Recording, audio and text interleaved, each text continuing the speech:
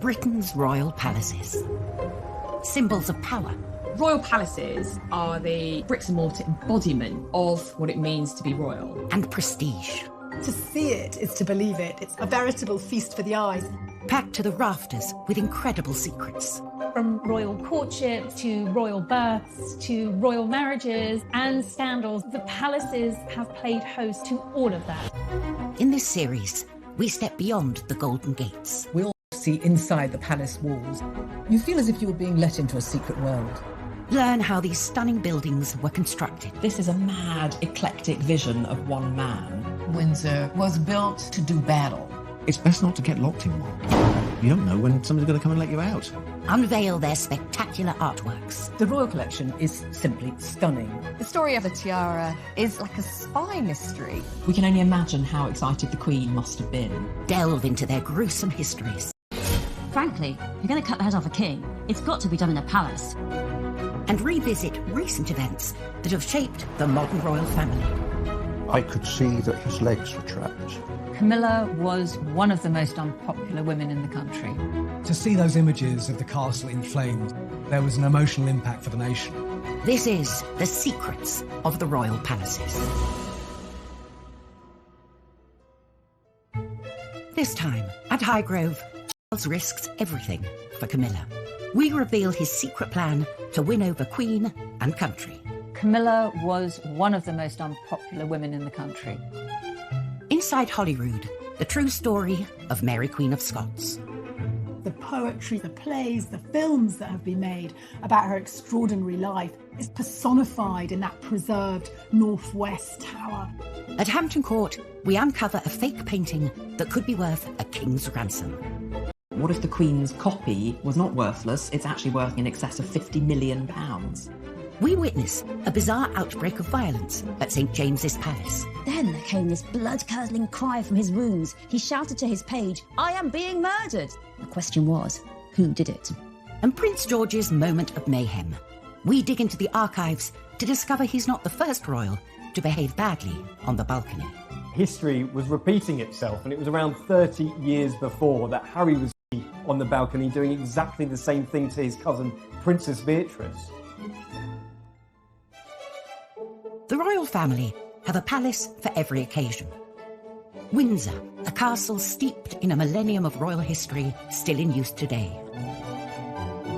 Buckingham Palace, the majestic official home of the monarchy. And then there are private residences. Charles bought the Gloucestershire estate in 1980 and turned it into a family home, an organic oasis. I think the grounds are what's important in Highgrove, and it's where Charles has invested a huge amount of his energy and identity. But behind the public images of a happy family, domestic disharmony was brewing. Camilla lived just half an hour down the road. Camilla Parker Bowles was famously the other woman, the woman of whom Diana said there are 3 people in our marriage, so it was a bit crowded. Camilla was this scarlet woman that pretty much the whole nation hated. When Charles and Diana separated, Camilla quickly became a regular at Highgrove. Charles's public affair and messy divorce had damaged the monarchy. And following Diana's tragic death in 1997, the family hit a new low. People were devastated by Diana's death, and they blamed Camilla. Camilla was one of the most unpopular women in the country. And the Queen, it seemed, blamed Camilla too, steadfastly refusing to acknowledge her. The Queen was distancing herself from this woman to protect the integrity of the crown and to support the throne. She was a dangerous, destabilising influence on the throne. And so started a tale of 2 palaces at war over this one seemingly irreconcilable issue. At Buckingham Palace, the position was clear. Camilla was not welcome. But at Highgrove, Charles was determined to follow his heart. A rift developed that threatened the future of the monarchy. Camilla was, as he famously put it to one of the Queen's aides, non-negotiable. Charles hired a new PR guru and embarked on a mission to change public perceptions. Outdoorsy Camilla was given a fashion makeover. She started to wear skirt suits. Her hair was styled. These small things began to build this image of an appropriate royal companion. Charles began to be seen out with Camilla. The tide of public opinion was turning, but the palace would not be so easily swayed. There were some quite senior figures at Buckingham Palace who wanted no Camilla at all, ever. It was absolutely vital that his mother should accept her, and it was also absolutely vital that the British public should accept her. A full-blown constitutional crisis was brewing. In 1998, Charles's 50th birthday became key. A number of events were planned, and the guest lists would be telling.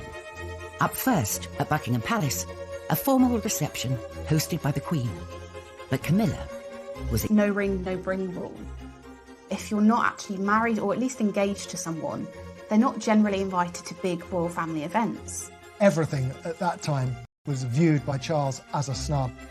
They viewed any setback with considerable hostility, and they blamed it on the courtiers, the people around the Queen, who were unprepared to change.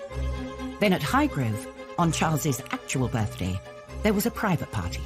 Camilla, by now very much at home there, played hostess. The Queen and Prince Philip stayed away. I think the fact that the Queen didn't go is quite significant. She felt she was being boxed in and pushed into something by Charles's media handlers. She knew at some stage she and Camilla would have to break bread, but it was too soon. It's been said Prince Charles was particularly hurt by the Queen not attending that party. Charles was desperate to break the deadlock.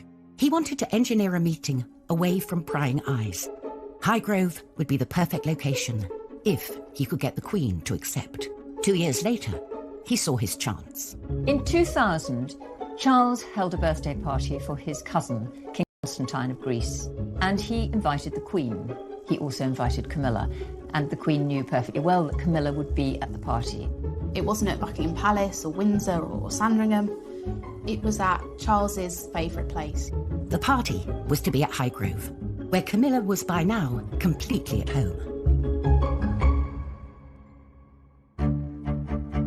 Buckingham Palace is known as the home of royal pomp, pageantry and diplomacy.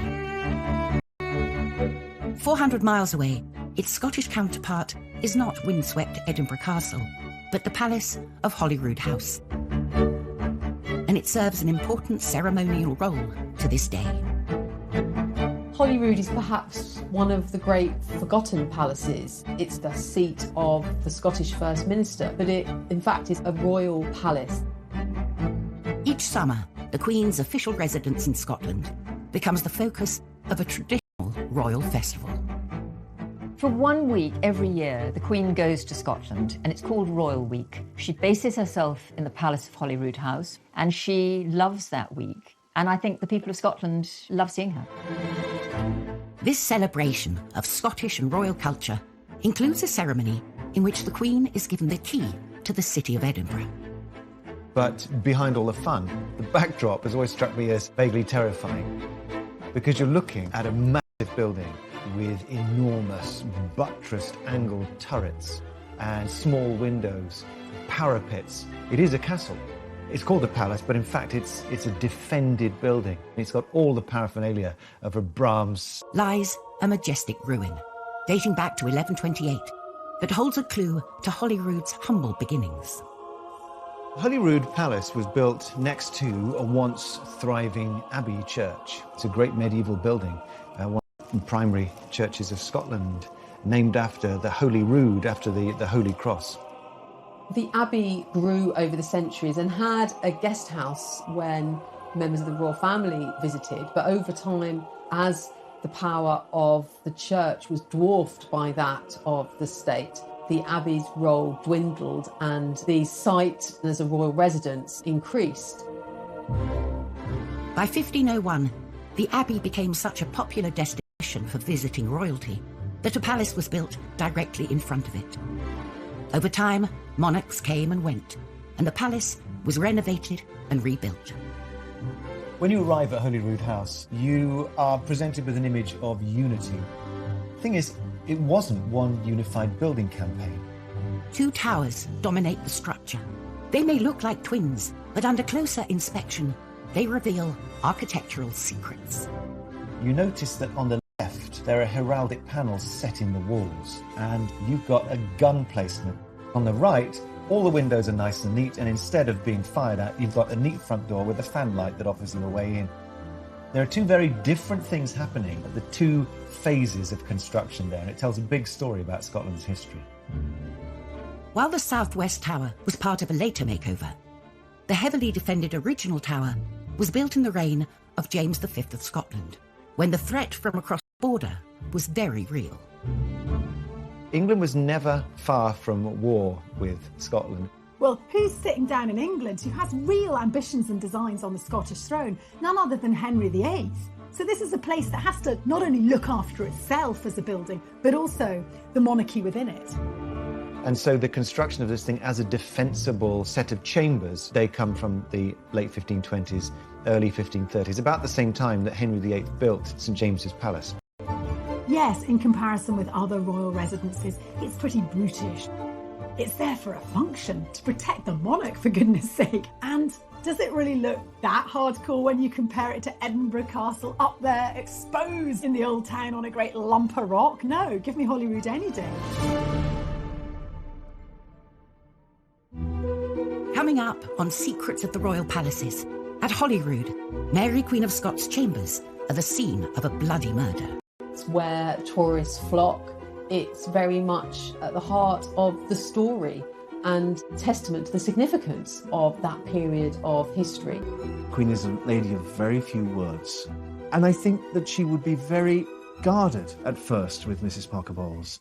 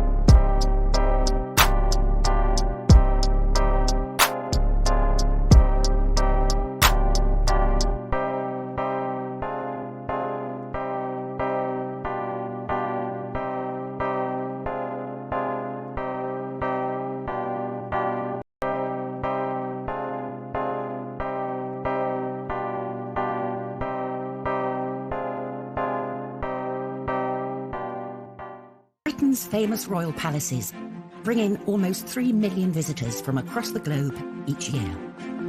Along with favourites, Buckingham Palace and Windsor Castle, Holyrood in Edinburgh is among the most popular royal palaces.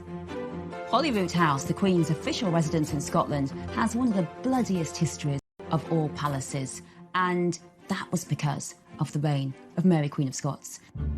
The oldest part of the palace is the 16th century Northwest Tower. Here, up a narrow winding staircase, are chambers that still hold Mary's secrets.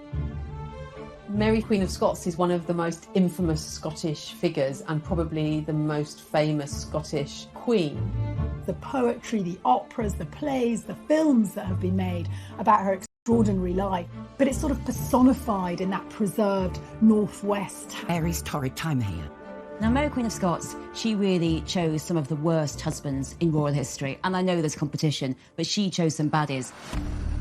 Following the death of her first husband, the young King of France, Mary married Lord Darnley and fell pregnant. But Darnley was not to be trusted. Lord Darnley, almost as soon as he married her, started turning against her, plotting against her, and really trying to seize power from her. One of the defining moments of her reign is this cold-blooded murder, instigated by her husband, Darnley. 8 p.m, Saturday the 9th of March, 1566. Mary was dining in her chambers with her ladies and her private secretary, and great favourite, David Rizzio. You know, she was heavily pregnant. Then suddenly, Darnley and loads of Scottish lords break into Mary's room and they seize Rizzio. Mary, I mean, she's terrified. She's 6 months pregnant. One man weighs a gun at her pregnant stomach. Darnley and the lords are jealous of Rizzio. They drag him away from Mary. In front of her eyes, he's murdered by not just 1 or 2, but 56 stab wounds, dragged across, I think, the bedchamber floor, tossed down the stairs. It was a red herring, the whole Rizzio thing. It was Mary they wanted. The lords wanted to take Mary prisoner and steal power and put her baby on the throne. Mary is under arrest. Her beautiful palace of Holyrood that she has loved and decorated with her tapestries and all her furniture, it is now her prison. Eventually, Darnley relented and helped Mary escape. A year later, Darnley himself was murdered. For tragic Mary, there was to be one final doomed marriage at Holyrood, but no happy ending. She was deposed and she fled into England in the hope that Elizabeth would help her. Instead, she was imprisoned for 19 years and finally executed. The Tower has been preserved, and the Tower is very much synonymous with Mary Queen of Scots and indeed that tragic murder. And in many ways, it's this iconic site in Scottish royal history. To this day, they sort of invite you to look for the bloodstains. It's almost like a badge of honour that this castle lived. It was a proper castle that earned its stripes where blood was shed. Holyrood Palace is not the only royal residence with a history of marital problems. At Highgrove, Prince Charles had invited his mother to a birthday party for King Constantine of Greece, and Camilla would be there, not just as a guest, but effectively as hostess. The Queen was going to find it very difficult to decline an invitation to King Constantine's party, and that meant she'd had to go literally step inside Highgrove, which by then was very much the Orchard House Highgrove for an organic barbecue lunch. The stage was set for this make or break summit. The Queen and Camilla had not spoken for many years. Even those in the know couldn't predict quite how the Queen would react. I think the meeting with the Queen and Camilla for the first time would have been very formal. The Queen watches very closely. The Queen is a lady of very few words. And I think that she would be very guarded at first with Mrs. Parker Bowles. I believe that they shook hands. Camilla curtsied. They had a brief chit-chat together, and then they went their separate ways to different tables at the lunch. Though secretive, the Highgrove meeting was clearly a success. what they talked about, what happened, we don't know very much, but it was a significant moment in that whole campaign to make Mrs. Parker Bowles, as she still then was, acceptable to the public and ultimately a potential bride for the Prince of Wales. From that moment on, Camilla began to be seen at royal events. In the Royal Box, Buckingham Palace, at Balmoral and Sandringham. Prince Charles's strategy had worked. They appreciate her in a way for the stability she's brought Charles, the calmness. So much so that after a civil ceremony in 2005, their marriage was blessed in St. George's Chapel, Windsor, with the Queen and Prince Philip in attendance. Camilla has been hugely important to him for many, many years, and he relies quite heavily upon her. She's a strong woman, and she gives him confidence. 2 months later, Camilla hit the royal big time, with her first ever appearance on the famous Buckingham Palace balcony. And at last, the tale of two palaces was over, and harmony was restored in the House of Windsor. These days, nearby Kensington Palace is a model of gentility and decorum. But during the reign of William of Orange and Mary II, it gained a surprising reputation as a debauched and downright dirty party palace. Crowned in 1689, William and Mary wanted a home outside polluted London. So off they went to Kensington, which was then a lovely country village. And they bought Kensington House to turn into a palace. And that meant receptions, that meant dinners, and that meant balls. Balls were huge occasions. 600 people would turn up, and no one did washing in the 17th century, early 18th century. It was seen as bad for the body. So no one washed themselves, no one washed their clothes, and worst of all, there were actually no official loos. So what you actually see are people, when they go to the ball bucket, just go to the loo. And, actually you couldn't see. So, if you're a lady in those great big dresses, she can just be standing there and you wouldn't realise that she's a weed on the floor. So William and Mary moved from disgusting, polluted London, and now they managed to pollute Kensington with the smell of everyone weeing at the balls. And so there were signs put up saying no pissing, to tell people hold it in or find somewhere else to go. Do not go in the corner of the ballroom. One of the finest art collections of all the palaces is at Hampton Court and was curated and purchased by Charles I. Charles had an incredible love of the arts that had been really instilled in him by his father, James I. He saw the power of having a prestigious art collection, how it could project this image of the monarchy as supremely cultured and powerful. It was Charles who invested in the Renaissance and Baroque masterpieces that hang pride of place on palace walls today. In 1629, Charles added substantially to the collection when he spent £18,000, a huge amount of money, on 400 works of art from the Italian Gonzaga family collection. 8 years later, he bought another prestigious piece, The Calling of Saints Peter and Andrew by maverick Italian painter Caravaggio. The painting shows Jesus as he meets the future apostles Peter and Andrew while they're still fishermen. It's got those dramatic effects of light and shade, but also this is the moment of greatest psychological tension as the brothers are just about to decide to leave their life behind, drop their nets and follow Jesus. Not long after Charles acquired the painting, rumours began to circulate, questioning its authenticity. Charles I bought this painting, believing it was an original Caravaggio, and perhaps because it was such a good picture, it was copied at the time. There are only 50 paintings surviving by Caravaggio, so for this to have been an original, it really wasn't felt that that was the case. The picture was dramatically demoted, and it was now thought to be one of those copies, and that view prevailed for about 350 years. For centuries, the picture lay hidden in a dusty storeroom in Hampton Court Palace. Until one day, something changed. The story goes back to 1987 when an Italian curator suddenly asked a bold question: what if the Queen's copy was in fact the lost original? The painting was taken in for conservation work. It was very dirty. There were layers and layers of varnish that had built up. It took 6 years of detailed conservation work to find an answer. On closer inspection, evidence mounted. Could this be the lost original?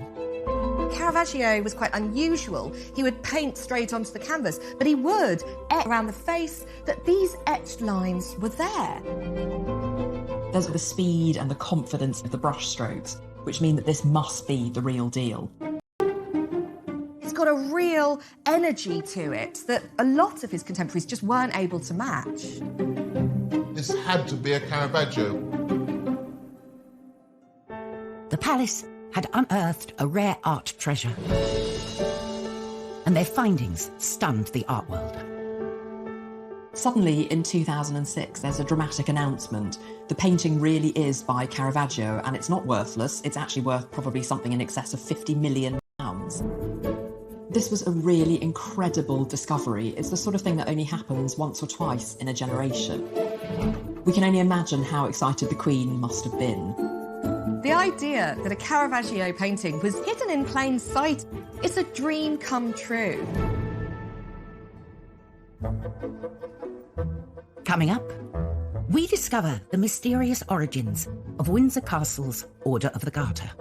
For me, the Order of the Garter always stirs up memories of the Da Vinci Code and Dan Brown, secret sect. And inside Holyrood, everything is not what it seems. Suddenly, you're in a different world than what you saw outside.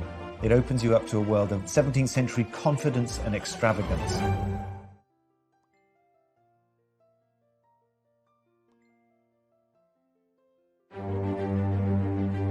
In Edinburgh, the Palace of Holyrood House has all the formidable features of a mighty fortress.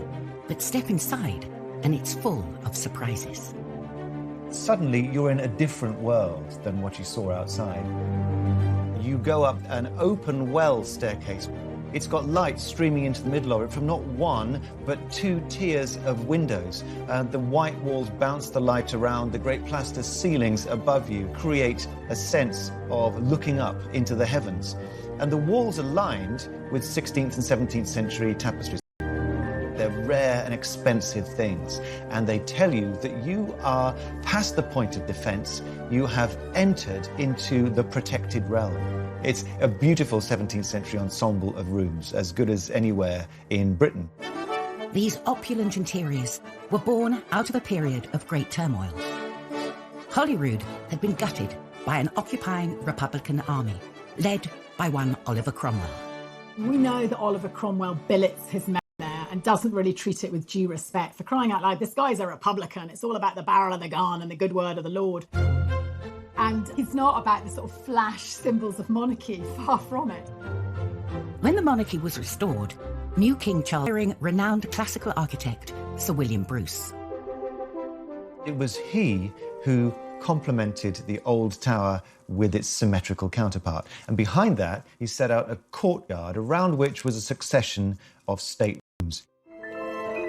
You start off at the top of the stairs with a presence chamber and then go through to a privy chamber of increasing richness. And the privy chamber holds yet more scandalous surprises. There are works of art from some Dutch masters, and you'll see things like naked bathers by a Dutch artist called Jacob de Vet. This is so racy that Queen Victoria couldn't see it, so it was covered with a mirror glass when she visited in the middle of the 19th century. Charles II, just like his father, understood the power and prestige that art can convey. The most striking room in his redesigned palace is the 44-metre-long Great Gallery, lined with portraits of real and legendary kings of Scotland. Holyrood is obviously the place where great important visitors are hosted, great state occasions are held. Each year, the Queen returns to host world leaders, bestow honours and meet members of the public, ensuring that this historic setting remains very much a part of the monarchy today. Another royal residence that retains an important ceremonial role is St James's Palace in London. It's here that the next king will be proclaimed. And St James's Palace has seen some of the most remarkable events in royal history. St James's Palace, a beautiful palace, the home of kings. But in 1810, it was the scene of a bloody murder. Ernest, Duke of Cumberland, son and potential heir of George III, became embroiled, along with his servants Joseph Sellis and Cornelius Neil, in a bizarre outbreak of violence one night at the palace. May 1810, the Duke of Cumberland was asleep. And then there came this blood-curdling cry from his rooms. He shouted to his page, "Neil, I am being murdered!" Cornelius Neil, his valet, rushes in and tries to work out what's happened. And he saw that the Duke, he's had his head split open. Someone had hit him over the head with his own sabre, but they'd used the blunt part of the blade, so it hadn't killed him, but he'd just been sort of knocked out. His head was split open. And the question was, who did it? And they're looking for the Duke's valet, Sellis, and he's not there. But his slippers are found in the Duke's cupboard. Then they find Sellis in his room, and his throat is slashed. He's pouring with blood. He's dead on the floor. Who killed him? Lots of attempts at slurring, at blackening Sellis's character. The official conclusion was that Sellis had attacked the Duke and then killed himself. But the suggestion that the Duke had been involved in a murder, in a homosexual love triangle, in the killing of his own valet, that would taint him and would dog him for the rest of his life.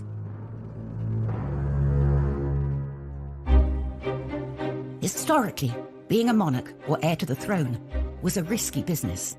And so kings, like Edward III at Windsor, surrounded themselves with strong walls and loyal men. In 1348, Edward, who was obsessed with Arthurian legends, founded the most noble order of the Garter, a mysterious brotherhood of knights that lives on to this day. The Order of the Garter is the highest order of chivalry in England, and in fact it's the oldest order anywhere in the world that's been in continuous existence. It's a group of 24 people who are fiercely loyal and swear to protect the king and country. The rituals of this ancient order have been passed down through the generations. Every year, on the traditional Garter Day, the Queen, knights and ladies process through Windsor Castle to St George's Chapel to attend a special service. It's members of the royal family dressing up in the most ridiculous costumes, with hats, with feathers, processing down to Windsor Castle. It is a picture opportunity for the wives mainly, like Camilla and Kate, to laugh at their husbands. Beyond the pomp and pageantry, what does it actually mean to be a Knight of the Garter? I don't think we really, as a nation, have much idea of what it's all about. For me, the Order of the Garter, I don't know quite why, it always stirs up memories of the Da Vinci Code and Dan Brown's secret sect. Since the earliest records of the order were destroyed by fire, little is known about its true origin and purpose. The spiritual home of the order has remained St George's Chapel, Windsor. The banner of every living member is displayed here. These are the flags of the knights and ladies of the Order of the Garter.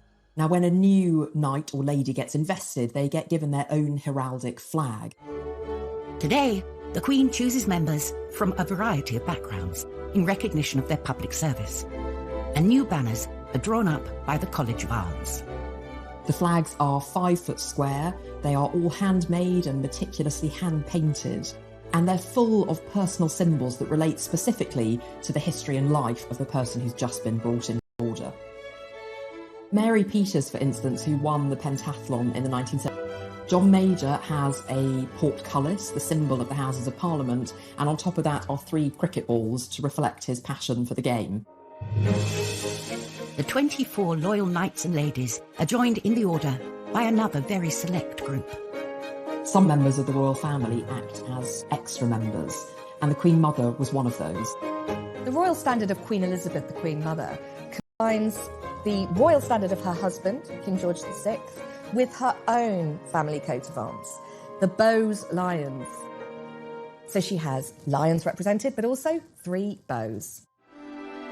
The Queen Mother's standard hung in the chapel for 66 years. Upon her death, it was taken down to make way for a new member. Prince Charles, who was particularly close to his grandmother, couldn't bear to be parted from it. Anyone who goes to Clarence House, one of the first things that they will see as they come in through the front door is the banner hanging there. Every time he saw it, it would act as a reminder of his beloved grandmother. And so this national treasure continues to fly inside its new palace home.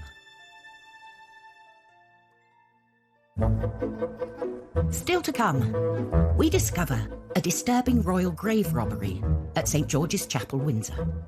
If you thought that the only tomb raider out there was Lara Croft, well, there's another one, and that was the Prince Regent, future King George IV. And we catch royal kids behaving badly at Buckingham Palace. George starts belting out his best rendition of God Save the Queen. Suddenly Savannah realises, gosh, we're royals, we shouldn't be doing this.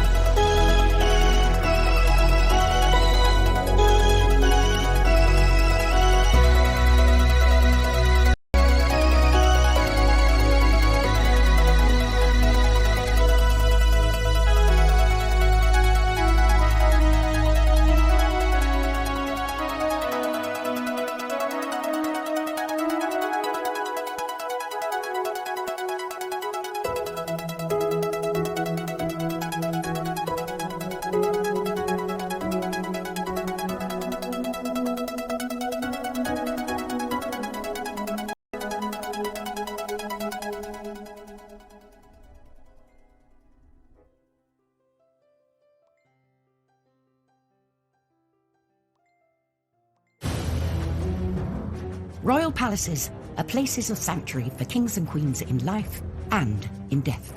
St George's Chapel at Windsor Castle is the burial site of 10 monarchs. This number includes Charles I, who was executed. But the final resting place of his severed head remained a mystery. Until 1813, when the Prince Regent embarked on a quest for answers.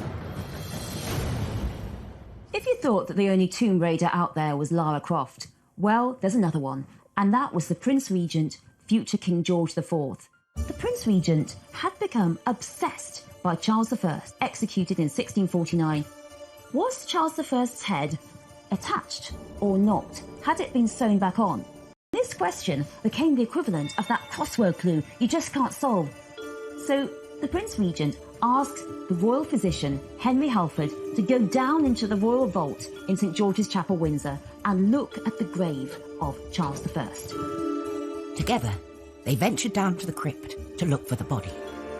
Henry Halford opens the coffin and finds the body of Charles I wrapped in cloth and smeared with some greasy, unctuous matter. He takes the cloth off the body and says that actually the head still remains. It is blackened and the nose has lost its cartilage. But he says this is definitely Charles I because it looks just like Charles I in the bust. And then he gets out the head and he holds it up and he can tell, he says, that it's been sawn off by a big blow. And that solves the question for the Prince Regent. Charles back to bed and really rest in peace at Windsor Castle at St George's Chapel for the rest of the days. But no, Henry Halford has found this all rather thrilling and decides to take a souvenir for himself. So he takes the fourth vertebra of Charles I's neck, puts it in his pocket and saves it, and he passes it round at dinner parties. So thanks to the Prince Regent's crazy obsession with whether or not Charles I's head was on or off, St George's Chapel at Windsor Castle becomes the scene of a royal grave robbery. The fate of Charles I at the hands of Parliament is a stark reminder that the monarchy depends upon the will of the people. Today's royal family is more focused than ever on allowing the public into their palaces and their lives. The Queen has always said they must be seen to be believed, and that is the central point of her ethos for the monarchy. They must be seen in public. At Buckingham Palace, there's the perfect platform to do just that. Since the reign of Queen Victoria, the balcony at Buckingham Palace has been the stage for iconic royal appearances. The Queen's coronation, and more recently, William and Kate stealing a kiss on their wedding day. Not only is it a symbol of the British monarchy, it's kind of become a symbol for Great Britain itself.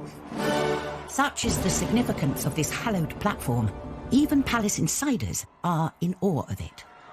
I've actually been in the room where the balcony is. I remember finding it quite daunting, thinking how many royals have come into this room and walked onto that balcony. I will assure everyone that I did resist from kind of doing the kind of little wave when I was at the window, even though I wanted to. Being up on such a stage is the ultimate test for any royal, especially the younger generations. Of course, the balcony had one of the shots of William and Kate's wedding, and I'm not talking about the kiss. It was the lovely little bridesmaid who looked really cheesed off with her head in her hands at having to stand out on that balcony for so long. June 2018, on the Queen's official birthday, thousands lined the Mall to see the trooping of the colour and to catch a glimpse of the royals on the balcony. It's one of the few times each year that the whole royal family can get together. You know, more than 40 people at times. The Queen with her children, her grandchildren, and even her great-grandchildren. They play the national anthem to appreciate the monarch, essentially. Of course, the crowds will sing along, but the royals, they don't. They stand to attention and respect the anthem. At the front of the balcony, Prince George was next to his older cousin, Savannah Phillips. The royals were being very stoic when suddenly George starts belting out his best rendition of God Save the Queen. Prince George started to sing along. He's clearly been learning the words. Suddenly Savannah realises, gosh, we're royals, we shouldn't be doing this. She knew that actually the royals don't sing along. Those images go round the world. It's what the royal photographers are looking for because it's something different and it's something relatable. George and Savannah's antics may seem like a one-off, but a deep dive into the archives reveals that they were following in some famous footsteps. Well, the funny thing about this is that history was repeating itself, and it was around 30 years before that Harry was seen on the balcony doing exactly the same thing to his cousin, Princess Beatrice. You know, Harry was a joker and still is, and younger children like Beatrice and others are the same. I think it's what children do. The following year, George and Savannah were separated, and I think that's probably the parents having a quiet agreement beforehand that maybe we don't want to take any of the focus away from the Queen. I think what's lovely about this scene is that these children are brought up around the Queen and princes living in palaces and castles, but there's actually a childhood innocence about them. It doesn't matter if you're a future king, you can still get bossed around by your cousins. It became one of these iconic royal moments that will live long in the memory. Next time on Secrets of the Royal Palaces, we reveal what lurks behind the walls of St James's Palace. When a new king or queen is proclaimed, that's where it'll... At Balmoral, we delve into the Queen's role in the Scottish referendum, when she made a seemingly innocent remark. They knew it was intended to be overheard. And at Windsor, the shocking secrets revealed in Queen Victoria's diaries. She was a passionate woman. She enjoyed sex.